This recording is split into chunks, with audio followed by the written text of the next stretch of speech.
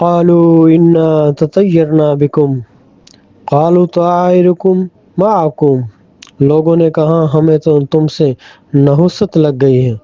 ان پیغمبروں نے کہا تمہاری نحوست تو تمہارے اپنے ساتھ ہے۔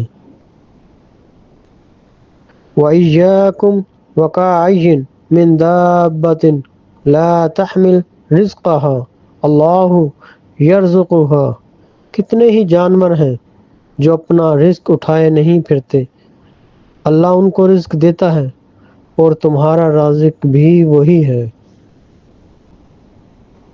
لا تمدن عینیک إِلَى مَا مَتَّعْنَا بِهِ أَزْوَاجًا مِّنْهُمْ زَهْرَةَ الْحَيَاةِ الدُّنْيَا لِنَفْتِنَهُمْ فِيهِ، تم اپنی آنکھ اٹھا کر بھی ان چیزوں کو نہ دیکھو جو ہم نے ان میں سے کئی قسم کے لوگوں کو دے رکھی ہیں، یہ دنیوی زندگی کی شان و شوکت تو انہیں آزمائش میں ڈالنے کے لیے ہے۔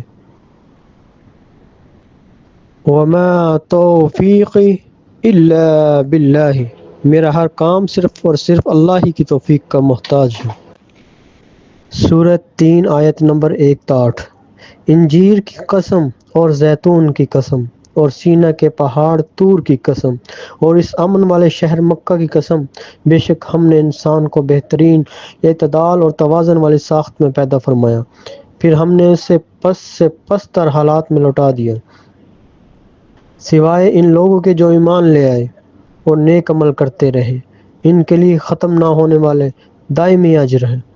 پھر اس کے بعد کون ہے جو آپ کو دین یا قیامت اور جزا و سزا کے بارے میں جھٹلاتا ہے؟ کہ اللہ سب حاکموں سے بڑا حاکم نہیں؟